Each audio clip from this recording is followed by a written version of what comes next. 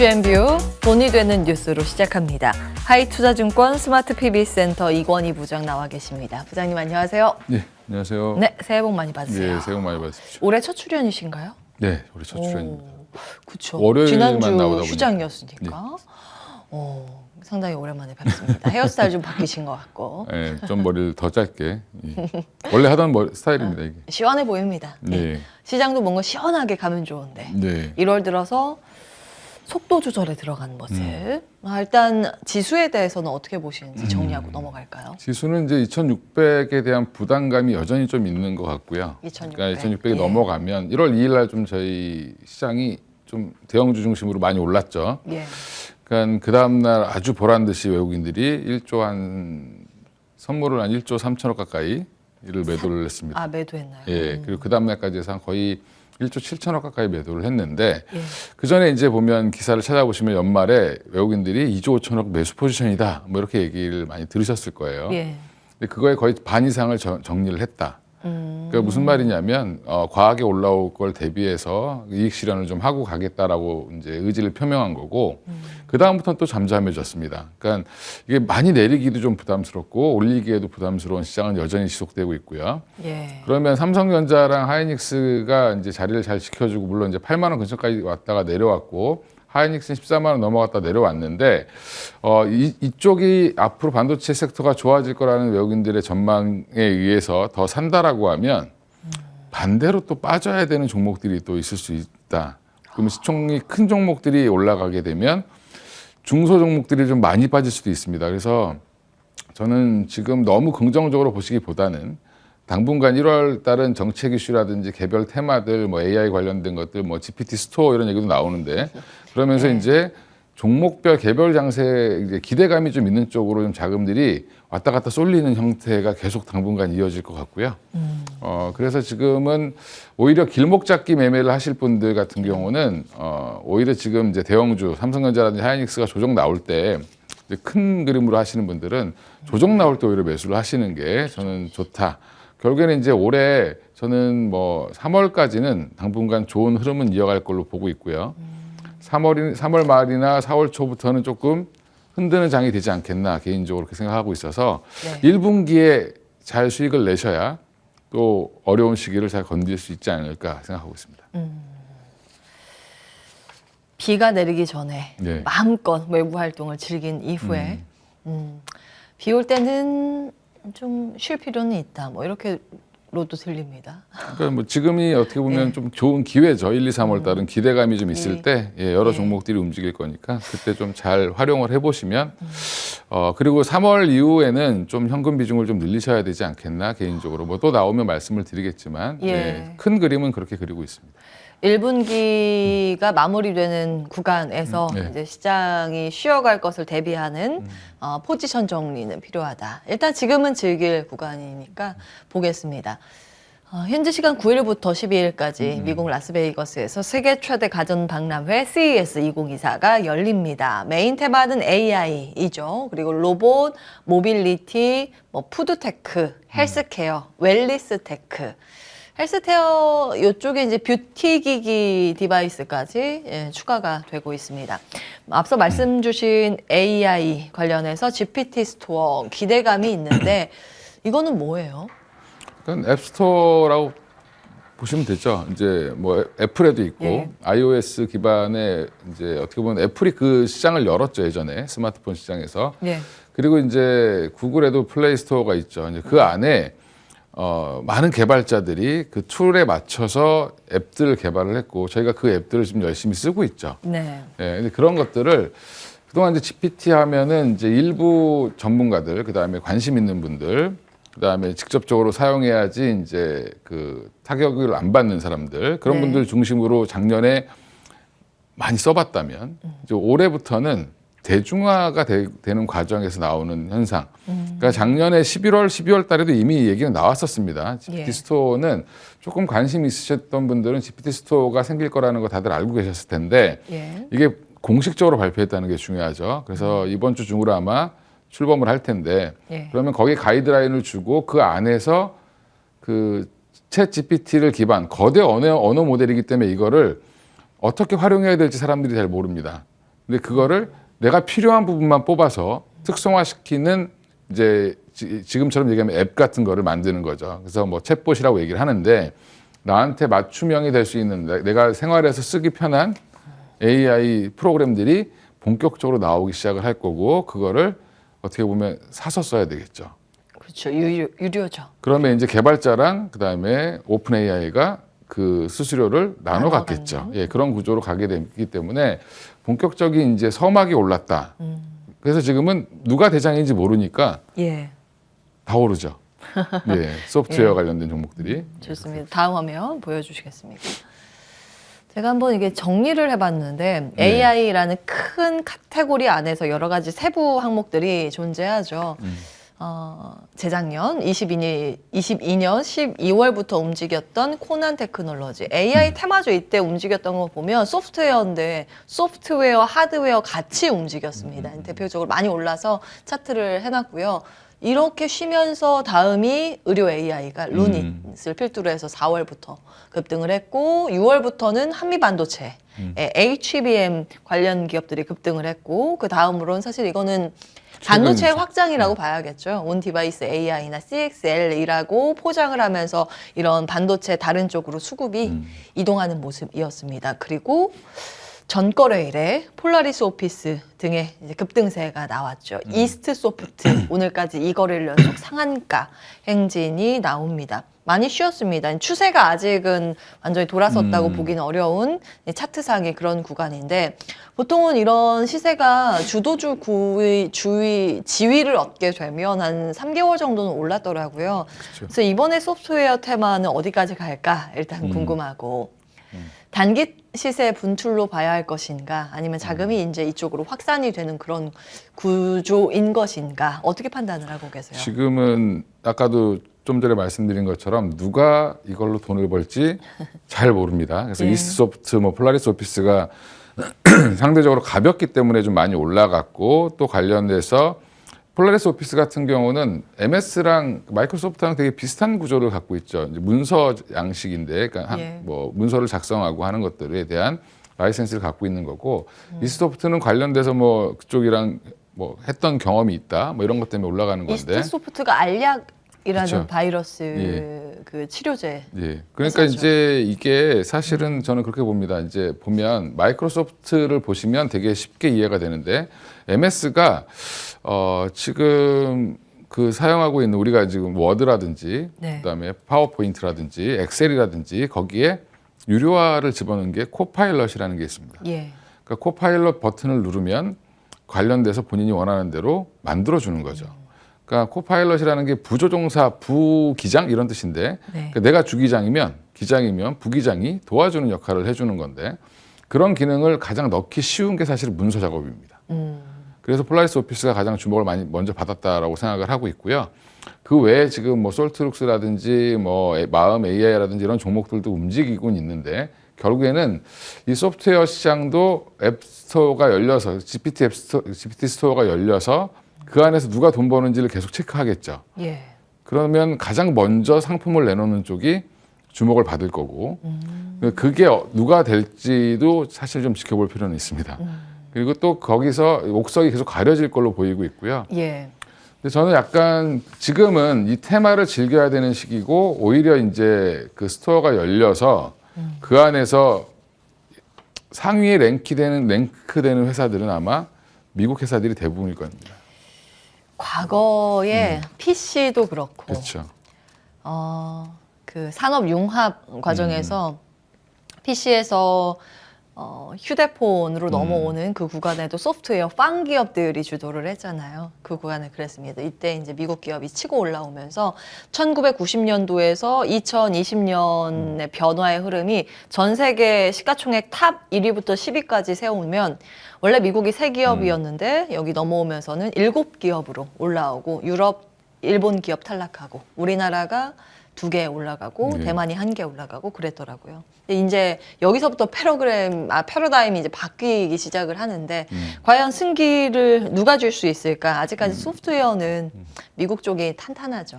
일단 뭐 판을 그쪽에서 짰기 때문에 예. 이미 어떻게 만들어야 되는지를 다 알고 대비를 하고 있고요. 그다음에 AI 관심 있으신 분들은 지금 뭐 통번역부터 시작해서 영상 제작까지 지금 미국계 프로그램 몇 개 쓰면 금방 만들 수 있습니다. 그러니까 그런 부분들이 그 부분 그런 이제 기업들은 바로 적용시킬 수가 있겠죠. 네. 그래서 결국에는 GPT라는 그런 큰 거대 모델에 기생해서 누가 더 빨리 이거를 이제 사용자한테 편리하게 만들어주느냐의 싸움을 하고 있기 때문에 아마 엄청난 각축전이 벌어질 거고 예. 거기에서 우리나라 기업들이 얼만큼 포지셔닝을 할 수 있는지 여부는 좀 더 지켜봐야 될 것 같고요.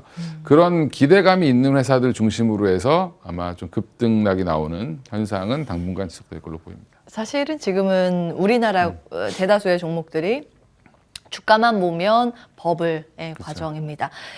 그런데 투자의 관점에서 트레이딩 하시는 분들이라면 이런 버블이 붙을 때 가장 좋아하기도 하거든요. 그렇죠. 역설적이게도.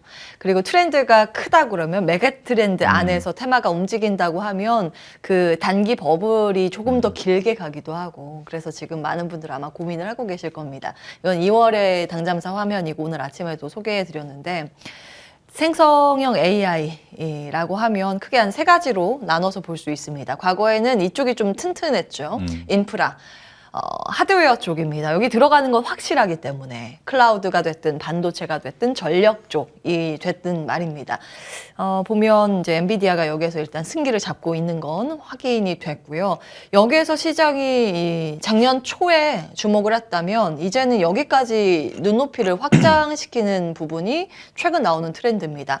이 불을 당긴 건 오픈 AI 매출액이 확실히 찍히기 시작했죠. 여긴 사실 정말 많은 기업들이 다 뛰어들었다가 이제 서서히 승패가 갈리기 시작을 하는데 어떤 기업이 마지막까지 살아남아서 승자 독식의 그 키를 거머쥐게 될지는 조금 더 봐야겠습니다. 우리나라도 사실 정말 많은 기업들 지금 비상장 기업까지 하면 생각보다 많은 기업들이 여기에 좀 뛰어들고 있거든요. 하이 리스크 하이 리턴입니다. 네. 챗GPT를 만든 오픈 AI를 제외하고 우리나라에서 볼만한 기업은 뭐가 될까요? 아직은 본인들이 잘 하고 있는 것 위주로 지금 이제 하려고 하고 있죠. 근데 이제 저는 아주 긍정적이지도 않고 아주 비관적이지도 않은데 예. 여전히 경쟁을 해봐야 된다. 이게 그냥 단순히 국내에서의 경쟁이 아니라 글로벌리한 경쟁이 됐기 때문에 예. 뭐 일부 우리나라가 뭐 이제 그런 얘기하죠. 네이버가 우리나라 한국어 모델에 굉장히 최적화되어 있어서 좋다. 근데 하지만 네이버도 그거에 안심하면 안 되고요. 예. 지금 워낙 그 번역을 잘해주는 프로그램들이 미국에 많습니다. 그래서 그런 것들을 한번 사용해 보시면 네. 아 이렇게까지 해주나? 라고 할 정도로 되게 다양하고 그걸 단순히 한국어가 아니라 우리나라 말한 거를 영어로도 바꿀 수 있고 스페인어로도 바꿀 수 있고 뭐 독일어로도 바꿀 수 있고 그러니까 그거를 영상으로도 바로 표현해 줄 수 있습니다. 입모양까지 다 바꿔서. 그러니까 그 정도로 지금 그 기업들의 수준은 많이 올라와 있는데 과연 그럼 우리나라 기업들은 어디까지 올라와 있는지 그런 부분들도 사실 의심은 하셔야 되고요. 예. 그 안에서 지금은 이제 막 오픈하니까 그 안에 뭐 한 3개월 아니면 3개월 내에 뭔가를 출시해서 의미 있는 매출을 내는 기업이 등장할 거고 그게 어디인가는 계속 모니터링을 하셔야 됩니다. 그러니까 지금 오픈 AI가 매출이 이렇게 올라오는데도 저도 기여를 했는데 예. 아, 챗GPT 4 챗GPT 사용하고 4.0 계세요? 제가 사용하고 있고 와. 예, 결제를 해서 나중에 쓰고 끝나고 있습니다. 저랑 잠깐 이야기 좀 예, 나누시죠. 거기서 이제 잘 쓰는 법들을 예. 이제 배우고 있는 거죠. 이게 우리가 이제 스마트폰이나 인터넷도 처음 시작할 때 빨리 못 따라잡으면 예. 점점 바보가 되죠.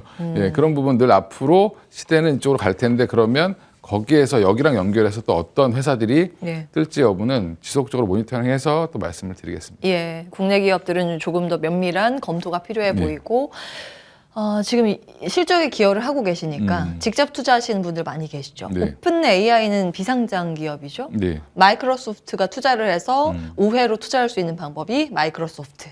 투자 의견은 어떠세요? 지금은 마이크로소프트는 그러니까 애플과 같다라고 보시면 될 것 같아요. 예전에. 예. 지금 MS는 굳이 투자를 안 할 이유도 없고 무조건 해야 됩니다. 왜냐하면 사실은 제가 뭐 그렇게 무조건이라고 얘기하면 좀 그렇지만 예. 마이크로소프트가 조정이 나온다라고 하면 뭐 의구심을 가질 필요는 없을 것 같습니다. 오픈AI 상장 전까지는 계속 기대를 받을 거고 예. 또 MS 자체적으로도 지금 파워포인트나 엑셀이나 워드나 다 마찬가지로 코파일럿을 하면서 네. 추가 수익을 발생시키고 있습니다. 근데 이게 지금 실적에 올라오기 시작하면 기하급수적으로 올라올 거고요. 이게 사실은 개인들은 코파일럿 기능을 쓰지는 않을 겁니다. 아마 처음에는 개인적인 비용을 내고 하지만 기업들은 쓸 수밖에 없죠. 그러면 인력을 확 줄여도 네. 충분히 일이 가능하기 때문에 당연히 지금 사무직들이 굉장히 떨고 계셔야 된다. 예, 그렇군요. 예, 그래서 지금 보면 그 기능을 뭐 사실 그닥 비싸지 않은 가격으로 할 수 있기 때문에 이런 부분들 아마 MS가 아마 이쪽으로 코파일럿 기능으로 가장 돈을 빨리 벌 기업이 되지 않겠나 생각하고 있습니다. 예. 제가 그런 기사를 본 적이 있는데 그 화이트 컬러의 임금 상승 속도보다 지금 블루 컬러의 임금 상승 속도가 더 높다고 합니다. 네. AI가 네. 화이트 컬러의 업무를 대체하기 때문에 오히려 AI는 노동력을 지금 아직까지는 생성형 AI 수준에서는 노동력을 제공해 주진 않기 때문에 그걸 대체하는 게 로봇이지만 아직 로봇의 보급 침투율이 크지 않기 때문에 오히려 이제 블루 컬러의 임금 상승 속도가 빠르다고 하더라고요. 이미 시장에 미국 기준입니다. 이 시장에 영향을 미치고 있는 인공지능 쪽입니다. 마이크로소프트는 흔들리면 의심 없이 담아야 한다라는 의견을 주셨고 지금 오픈 AI 챗GPT-4를 유료로 결제해서 사용을 하고 계신데 개인적으로 궁금해서 질문 드립니다. 어떤 기능을 가장 많이 사용하세요? 일단은 지금은 제가 관심 있는 쪽을 계속 물어보고 있고 그다음에 어떻게 하면 얘가 대답을 잘하는지 계속 확인하는 중이고요. 그다음에 지금 처음에 초기 설정을 어떻게 하느냐에 따라서 이제 또 대답이 달라지고 같이 이제 어떻게 보면 제가 파일을 올려서 공부를 시키기도 하고 여러 가지를 지금 해보고 있는 중입니다. 그래서 어떻게 하면 이거를 좀 더 잘 활용할 수 있을까 계속 고민하고 있고 투자하시는 분들이 또 이런 것들을 어떻게 활용할지 여부를 좀 계속 알아보고 있습니다. 그렇군요. 예. 흥미로운 작업을 하고 예. 계십니다. 향후에 어떻게 활용을 하셔서 뭔가 일상생활이 예. 얼마나 이제 편리해지는지 여부 궁금해집니다. 나중에 중간중간에 특이점 있으면 예. 공유 부탁드리고요. 다음 넘어가겠습니다. 에코프로 BM 전거래일에 갑자기 급등을 했죠. 두 자릿수 급등입니다. 코스닥 시가총액 1위 기업인데 그래서 이 영향력으로 덕분에 코스닥 지수 자체가 상승세를 시현하면서 10주 연속 상승의 기록을 세우기도 했습니다. 이전 상장 설이 다시 도는 모양이에요. 예, 체크해 주세요. 네, 그러니까 참 저는 이런 것들이 좀 안타깝다고 생각하는데 예. 나스닥에서 다우로 이전 상장한다는 얘기 못 들으셨잖아요, 그죠? 거기는 두 개 같이 상장 가능하잖아요. 네, 근데 완전 또 다른 거고. 근데 이제 문제는 우리나라는 자꾸 코스닥에서 좀 크면 네. 코스피로 다 가려고 하죠. 예. 그래서 저는 이제 시총 상위 종목들이 되면 또 한 번 이런 이슈가 계속 나오는 현상이 나오고 있는데 이런 부분들은 조금 법과 제도적으로 처음부터 이렇게 좀 해줬으면 좋지 않겠나. 자꾸 이전 상장한다고 하는 이슈로 지금 어떻게 보면 자금을 좀 빨아들이는 형태가 나오고 있고 예. 약간 시장에 왜곡이 일시적으로 나오는 것들이 이쪽에 좀 저는 안 좋아 보인다라고 보고 예. 있고요. 물론 이제 에코프로비엠이 상장을 해서 뭐 지금 주가가 올라갔으니까 일단 갖고 계신 분들한테는 뭐 기분이 좋은 일이지만 에코프로라든지 최근에 포스코 DX라든지 그 움직임을 보면 굉장히 조금 좀 별로 안 좋아 보인다. 예, 너무 지나치게 잘못하면 고점에서 물릴 수 있는 사람들이 많아진다라는 부분들. 예. 과도한 변동성을 보인다. 그렇죠. 뭐 이제 이런 사실은 말씀. 뭐 예. 지수 편입 이슈로 뭐 기관들이 계속 사면서 또 올리고 이런 모습들이 나오잖아요. 그러니까 그런 부분들은 조금 저는 이게 이전 상장설이란 말 하나로 지금 이렇게 어떻게 보면 기관 외국인들이 샀는데 예. 사실 뭐 좀 더 올라갈 수는 있겠죠. 예, 기술적으로는. 근데 지금 너무 이렇게 가고 있는 분위기는 조금 안 좋지 않나 생각하고 있습니다. 근데 이런 문제를 어떻게 해결을 할 수 있을까요? 가장 이상적인 구조는 그 KOTC 시장 있잖아요. 그 전 단계가 비상장. 그러니까 상장을 하고 회사가 발전해서 OTC 시장으로 들어갔다가 더 좋아지면 코스닥으로 입성했다가 규모가 더 커지면 코스피로 가고 이런 구조가 많이 나오면 오히려 좋은 거 아닌가요? 그렇게 따지면 자꾸 이제 코스닥 시장은 점점 계속 조금 더 어떻게 보면 시총 상위 종목들이 자꾸 작아지는 거죠. 예, 그런 부분들에서는 좀 시장을 굳이 그렇게 그럴 거면 아예 코스닥 코스피를 없애버리고 같이 그냥 하나의 시장으로 만드는 게 낫지. 왔다 갔다 하는 것도 되게 웃기다라고 생각하고 있습니다. 알겠습니다. 자, 수급이 코스닥 시장에서 과도하게 급격하게 비는 그런 현상은 좀 올바르지 않다라는 지적으로 정리하겠습니다. 하이투자증권 스마트 PB센터 이권희 부장과 함께했습니다. 고맙습니다.